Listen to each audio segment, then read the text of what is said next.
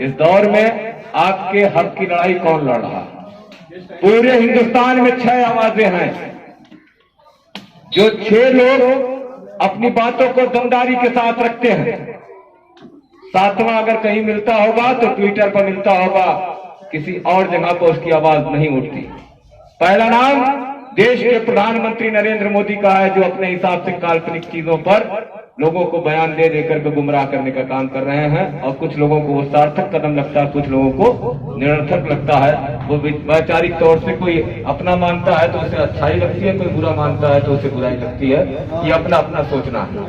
दूसरा, देश के गृह मंत्री जी आजकल थोड़ा खामोश हैं, अल्लाह उन्हें शिफा दे, और बीमार भी चल रहे हैं, उनका बयान आता है। तीसरा, उत्तर प्रदेश के मुख्यमंत्री योगी जी का आता है। अगर इन बयानों के खिलाफ अगर कोई आम आवाम की आवाज उठाने वाला व्यक्ति है तो वो देश के हमारे नौजवान नेता, हम सबकी आवाज और देश के कांग्रेस के पूर्व अध्यक्ष आदरणीय राहुल गांधी जी का होता है।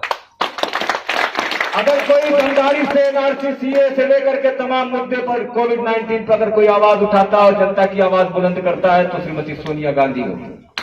अगर कहीं जनपद जौनपुर के अंदर कोई बच्ची के साथ दुराचार बलात्कार होता है, कोई घटना घटती है और कहीं पर कोई इंसाफ के लिए आवाज उठानी होती है तो श्रीमती प्रियंका गांधी आवाज।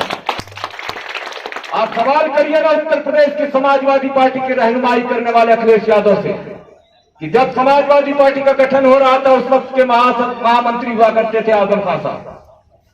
आजम खान साहब के कुंबे पर, आजम खान साहब के परिवार पर जिस तरीके से समाजवादी पार्टी का होना बदनुमा दाग हो रहा है, और उनके ऊपर जिस तरीके से बकरी चोरी, भैंस चोरी और इस तरीके का आरोप लगा करके पूरे परिवार को जेल में भेजा गया। समाजवादी पार्टी ने 75 जनपदों में अगर एक ज्ञापन दिया उनके लिए, तो मैं कहता हूं कि आज समाजवादी पार्टी के साथ आपका रहना, आपकी ईमानदारी के साथ खड़ा होना जायज है। जो आदमी आपकी कयादत करता है, जो आपकी रहनुमाई करता है, जो आदमी आपकी सदन के अंदर आवाज उठाता है, जब वो आज परेशानी में मुब्तला है तो उस वक्त आपकी आवाज बंद हो जाती है। अगर कोई दूसरा होता है तो उस वक्त आपके पास सियासी एतबार से आप धरना भी करते हो, प्रदर्शन भी करते हो, आवाज भी उठाते हो, लेकिन आजम खान अगर गिरफ्तार है तो कोई आपके पास फिक्र नहीं, क्योंकि आपका 22% वोट आपके अकलियत के जो है चेहरे को दिखला करके और जिस तरीके से गुमराह करके वोट पोल करा करके और भय दिखला करके मोदी और योगी का ये बताया जाता है कि अगर आप हमारे साथ नहीं आओगे तो योगी बन जाएंगे मुख्यमंत्री उत्तर प्रदेश के, मोदी बन जाएंगे देश के प्रधानमंत्री। हमें गुमराह करने की जरूरत नहीं है, हम समझदार हैं, हम वो लोग हैं। मैं खास करके मुसलमान भाइयों से कहना चाहता हूं कि हमारे अजदाद, हमारे जो बुजुर्ग हैं, उनके ख्वाहिशों की बदौलत हम हिंदुस्तान में हैं, किसी की जबरदस्ती हम यहां पर नहीं हैं। और हिंदुस्तान की 42% आजादी के बाद जो नौकरियां थी, उन नौकरियों में हमारा प्रतिनिधित्व होता था। एजुकेशन में अगर आप देखें तो उस वक्त सबसे ज्यादा आप पढ़ाई लिखाई की तरफ ध्यान देते थे और नौकरियों में आते थे। हमारी भी कमियां हैं, हमारी इसलिए कमियां हैं, हमने पढ़ाई की तरफ से अपने को जो है घुमा लिया, और जब घुमा लिया तो लोगों को मौका मिला, और मौका मिला तो हमको पूरा पूरा थोक के भाव में बेच दिया गया। ये भी सोचने की जरूरत है। पिछड़ों के साथ अत्याचार हुआ, किसी ने आवाज नहीं उठाई। अगड़ों के साथ, अगड़ा शब्द आता इसलिए कि ब्राह्मण के साथ उत्तर प्रदेश की सरकार में आप लगातार देखिए लगभग 300 से ज्यादा हत्याएं हो चुकी। हद है कि हाईवे पर चलती हुई टीयूवी पलट दी जाती है और न्यायपालिका पर विश्वास नहीं होता, और उसके बाद इनकाउंटर में प्रेरित किया जाता है।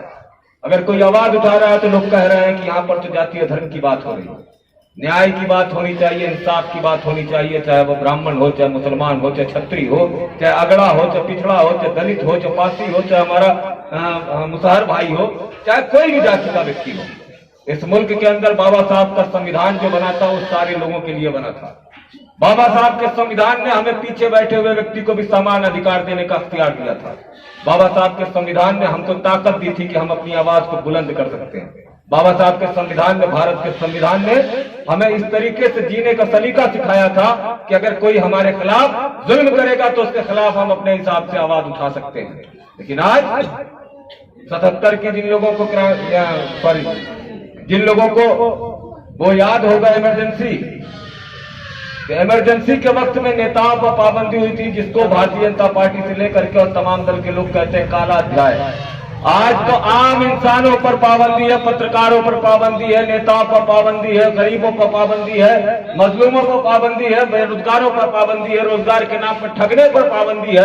अगर आपने अपने हक की आवाज उठा दी तो पाबंदी है, सोशल मीडिया पर लिख दिया तो जेल जाने की पाबंदी है।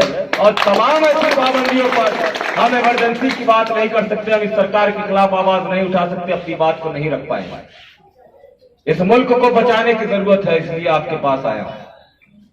इस भारत में जिस तरीके से कुछ औलाद ऐसी नन्हे चचा होती हैं जो मकान बेच करके, जमीन बेच करके लाके स्कॉर्पियो दरवाजे पर खड़ी करती है और कहते हैं अब्बा आपने कुछ नहीं किया, पिताजी आपने कुछ नहीं किया।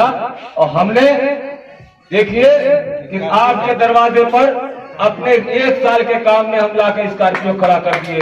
पता चला कि 10 लाख, 14 लाख, 16 लाख की स्कॉर्पियो जो आई है वो अब्बा की बनाई जमीन से बेच करके आई है। इस देश में 2 तरीके के नेता हुए।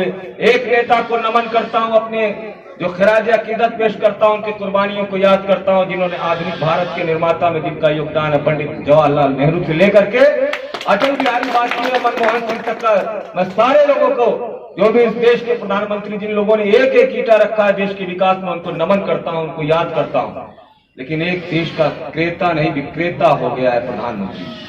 देश की बनाई हुई संपत्तियों को बेचने का काम जो किया जा रहा है, रेलवे में जिस तरीके से निजीकरण हो रहा है, जिस तरीके से बीएसएनएल का निजीकरण कर दिया गया, एयरपोर्ट बेच दिया गया, तमाम ऐसे संस्थान बेच दिए गए, उस पर भी सवाल नहीं उठ रहा है। लोग सोच रहे हैं कि क्या बात है।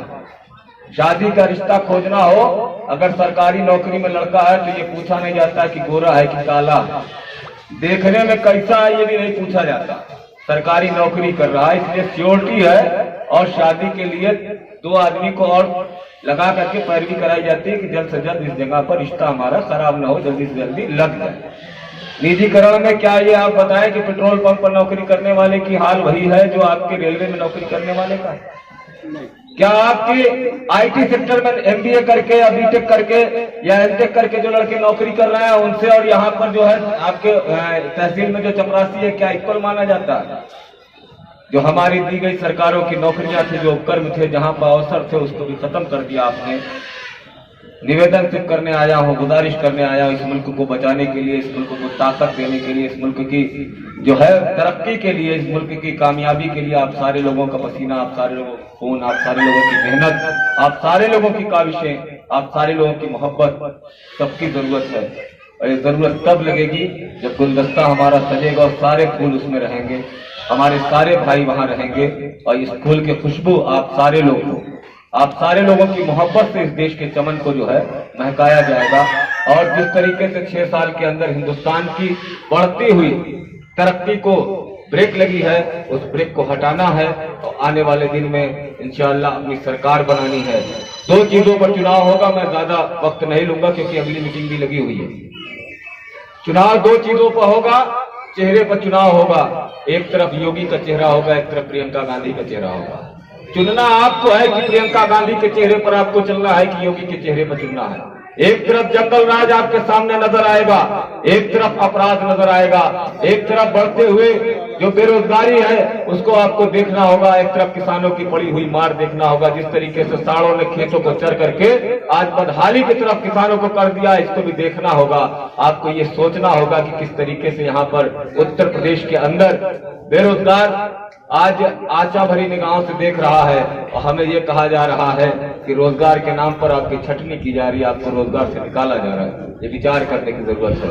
खुशहाली लाना है। प्रियंका गांधी को इंदिरा गांधी के रूप में आप देख रहे हैं, इंदिरा जी की पोती है, और प्रियंका गांधी के नेतृत्व में उत्तर प्रदेश में सरकार बनने जा रही है, क्योंकि नौजवानों ने ध्यान रखा है, व्यापारियों ने ध्यान रखा है, और अकलियत के साथ साथ, दलितों के साथ साथ, ब्राह्मण के साथ साथ सभी वर्ग, छत्री से लेकर के तमाम ऐसे वर्ग हैं, सारे लोगों ने यह संकल्प ले रखा है कि हम अब जातियों के बंधन में नहीं बंधेंगे, अब धर्म की जो है बंदिशों में नहीं रहेंगे। हमें अपने देश की आगाज करना है। जिस तरीके से देश का जो है हमारा विकास हो रहा था, उस विकास को जो रोक दिया गया है उसे और मजबूती के साथ आगे बढ़ाना है। और सभी का दिल से एक बार शुक्रिया अदा करता हूं, मीडिया बंधुओं का शुक्रिया अदा करता हूं कि आपने अपना कीमती वक्त दिया। राजेश मिश्रा जी हमारे पूर्व सांसद बनारस के, आज सुबह उनका एक्सीडेंट हो गया था बदलापुर, और उस जगह पर एक्सीडेंट हो गया था, काफी घायल हो गए। तो आने में और सारी चीजों में, क्योंकि जब कोई हमारा नेता घायल है तो ऊपर से लखनऊ से लेकर के दिल्ली से लेकर तमाम जगह सूचनाएं, इन चीज के लिए मैं 1 बजे आ जाता और थोड़ा लेट आया तो कोई औपचारिकता नहीं, दिल की गहराई से सारे लोगों से माफी मांगता हूं सार्वजनिक तौर से कि मैं न लेट आना पसंद करता हूं, न आप लोगों को इंतजार कराना पसंद करता हूं। मुझसे गलती हुई कि मैं आप लोगों के बीच में काफी लेट आया, इसके लिए माफी चाहता हूं। नाम क्या है और यहाँ कांग्रेस पार्टी के नेताओं को उपस्थित होने का क्या कारण है?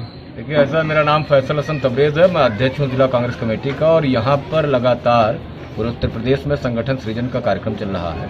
उसी के परिप्रेक्ष्य में आज नगर पंचायत मछली शहर में ये बैठक का आयोजन किया गया, तो उसमें किसके यहाँ पे हो रही है बैठक? ये किसकी अध्यक्षता में हो रही है?